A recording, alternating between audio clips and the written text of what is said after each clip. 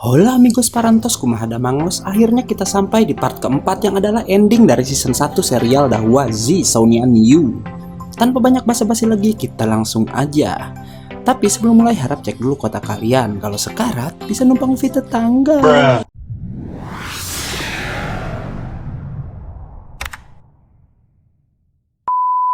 Di awal part keempat ini, kita akan diperlihatkan seorang wanita dari klan peri yang sedang berlatih dengan pedang terbangnya. Tak lama, ada pedang lain yang ikut latihan bersamanya dan itu milik seorang peri pria yang kemudian menemuinya. Si pria kemudian menemui wanita itu dan berkata jika ilmu pedangnya tak ada perkembangan, sedangkan sang wanita terus menunjukkan kemajuan.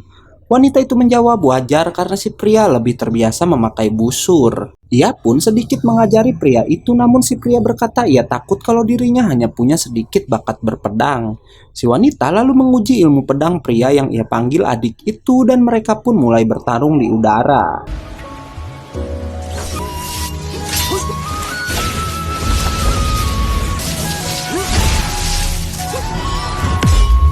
Akhirnya pria itu menyadari kekuatannya dan kata wanita itu jika lawan lebih agresif maka kekuatan si pria pun akan menjadi lebih kuat. Pria itu pun berterima kasih dan ia bilang ia ingin berlatih bersama lagi lain waktu.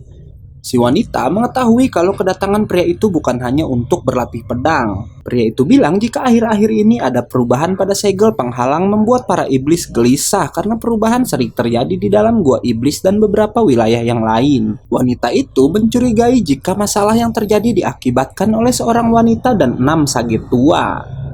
Si pria pun berkata jika ia ingin menanyakan hal itu pada Raja Iblis, tapi wanita khawatir jika sang Raja Iblis tak akan mengatakan hal yang sebenarnya. Kembali ke Yao Yao yang khawatir pada Xiao Jian yang terjebak di dalam alam bawah sadar si harimau putih. Tapi ternyata sebelum keluar, Yao Yao telah berhasil menemukan pil jiwa milik si harimau dan nenek kepala desa bilang jika itu bisa membantu Xiao Jian keluar. Si nenek pun mencoba memurnikan jiwa harimau putih dan berbincang dengannya. Jiwa sang harimau bilang jika ia kecewa pada semua kejahatan yang telah dilihatnya. Si nenek menjawab jika hal seperti itu biasa terjadi di dunia manusia. Ia pun bertanya apa membunuh itu adalah hal yang bagus. Si nenek menjawab lagi jika surga punya peraturannya sendiri seperti mengatur hidup dan mati juga cinta dan benci. Jiwa sang harimau lalu bilang kejahatan yang telah dilakukannya sangat menjijikan dan membuatnya tak bisa kembali.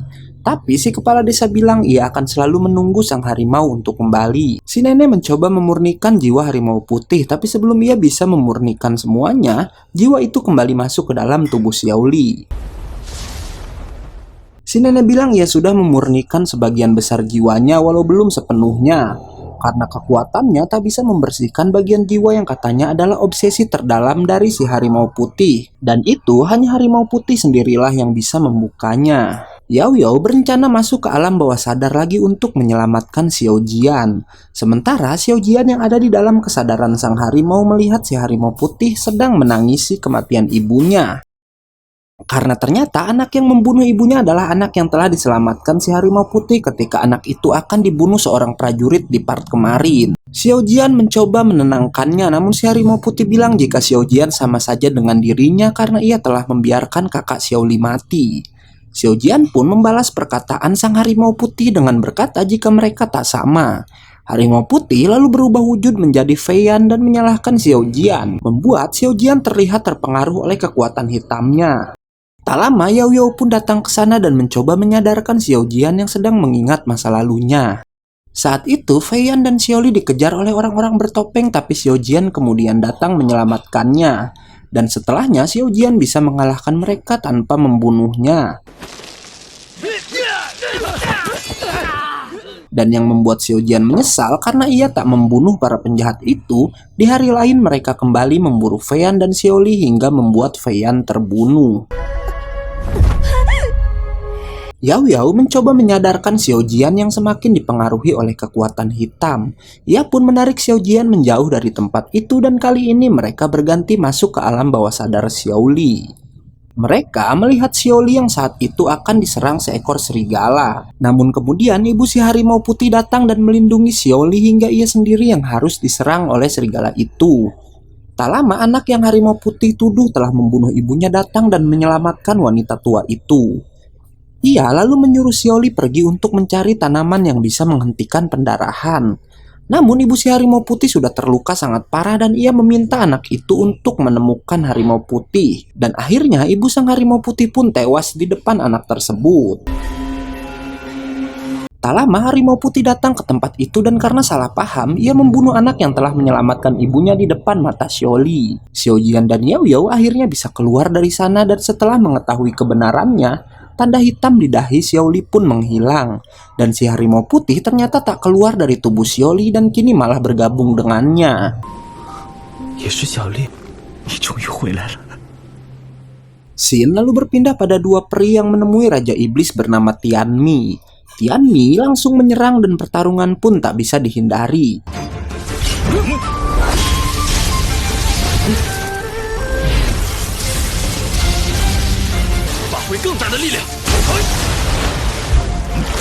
Tak lama pertarungan pun terhenti karena keduanya sama-sama berhasil menodongkan senjatanya. Mereka lalu berbincang dan para peri bilang jika mereka tak mau perselisihan peri dan iblis selama ini terus berlanjut.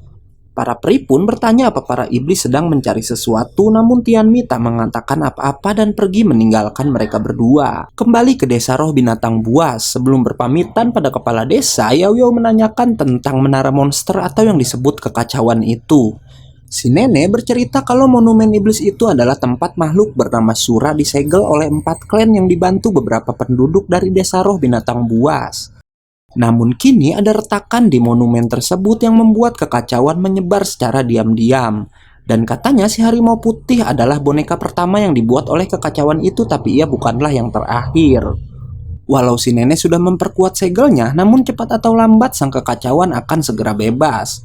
Setelahnya, Xiaojian dan yang lainnya pun melanjutkan perjalanan mereka. Xiaojian memutuskan untuk meninggalkan Xiaoli yang telah menyatu dengan harimau putih di desa roh binatang buas karena katanya di sana lebih aman untuk Xiaoli daripada terus ikut bersamanya. Tak lama, Tianmi dan monster kepala harimau berhasil menemukan keberadaan mereka. Walau melawan, mereka sama sekali tak bisa menyentuh Tianmi, bahkan segel yang dibuat Yao Yao pun bisa ia hancurkan dengan mudah.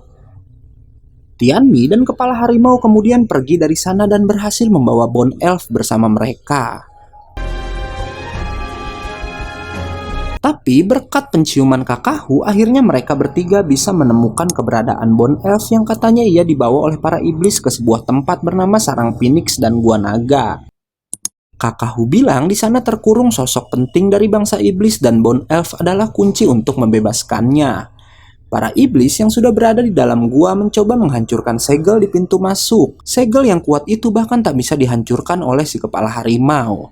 Karena penasaran, si harimau pun mencoba lagi untuk kedua kalinya. Karena terlihat gagal, ia pun ditertawakan oleh Bone Elf, tapi kemudian segelnya terlihat retak dan kemudian hancur dan mengeluarkan sosok Phoenix yang menjaga gua tersebut. Burung Phoenix itu menyerang para iblis, tapi Tianmi pun langsung turun tangan sendiri.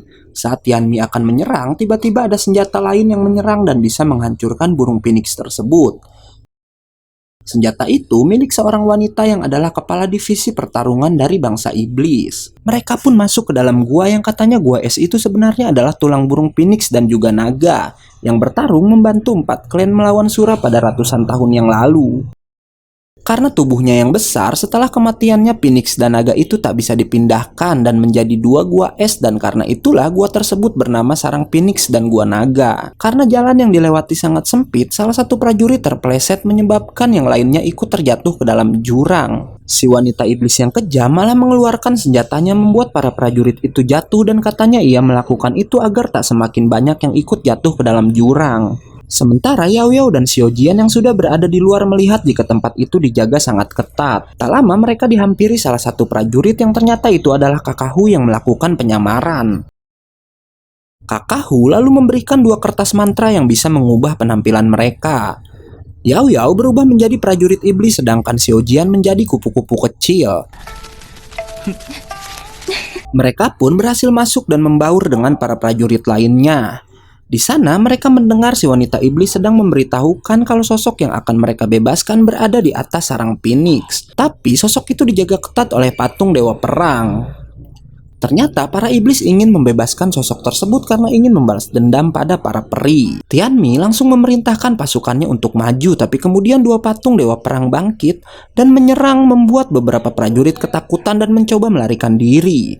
Lagi-lagi wanita iblis yang kejam malah membuat segel agar para prajuritnya tak bisa melarikan diri. Yao Yao melihat wanita iblis itu menggunakan anting yang sama dengan milik Kakahu, dan lagi anting milik Yao Yao pun menghilang. Tianmi berhasil memutuskan kaki dari patung dewa perang, tapi kemudian patung itu bisa membuat banyak tangan dari batu di sekitarnya dan menyerang para prajurit iblis, membuat para prajurit ketakutan.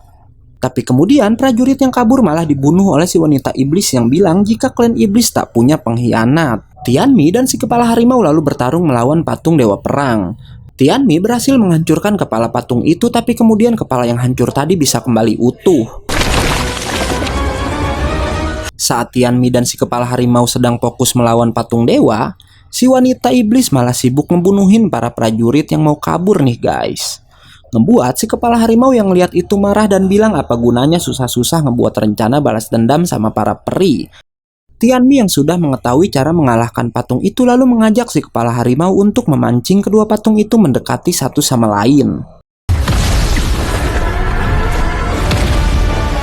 Saat sudah dekat, mereka berhasil membuat kedua patung itu saling beradu pukulan satu sama lain.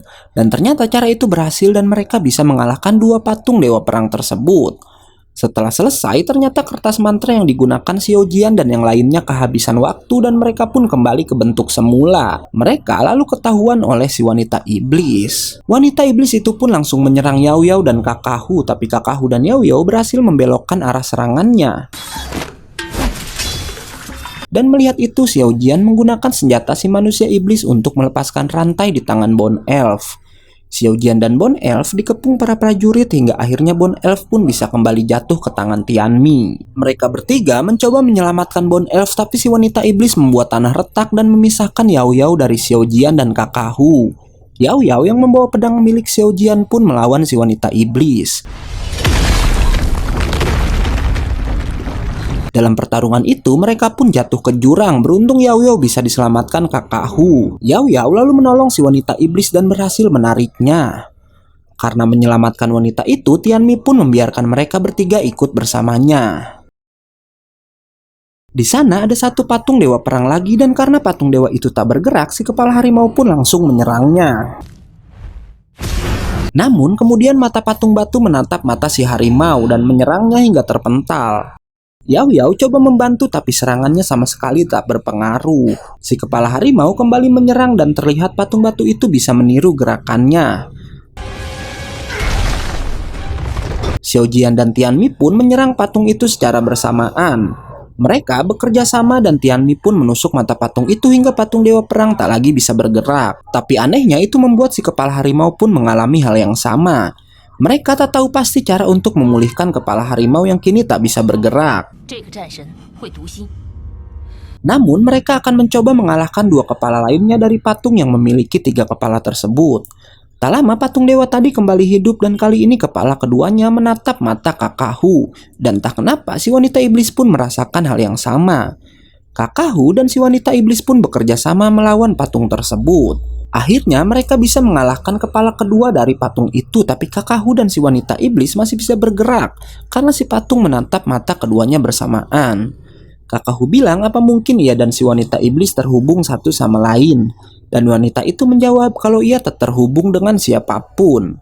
Yao Yao akhirnya memutuskan untuk melawan kepala terakhir patung tersebut. Patung dewa perang yang menatap mata Yao Yao pun mengikuti gerakannya. Yao Yao berlari ke arah dua patung yang sebelumnya dikalahkan oleh Tianmi. Ia naik ke atas patung dan diserang berkali-kali, namun ternyata Yao Yao sengaja melakukan itu. Karena kemudian dua patung itu roboh dan menimpa satu patung dewa perang yang tersisa. Saat Yao Yao yang tak bisa bergerak menyuruh Xiao Jian menusuk mata patung si dewa perang, Tianmi tiba-tiba mendahuluinya dan mencoba menyerang mata patung itu. Tapi Yao Yao bisa kembali bergerak yang menandakan jika patung itu hidup kembali. Bener aja patung dewa perang lalu menatap mata Tianmi dan kemudian menghempaskannya. Yao Yao dan Xiao Jian yang bersiap melawan patung dewa itu meminta Tianmi menuntun mereka karena gerakan patung tersebut kini pasti sama dengan gerakan Tianmi. Akhirnya keduanya bertarung dengan mengikuti arahan dari Tianmi.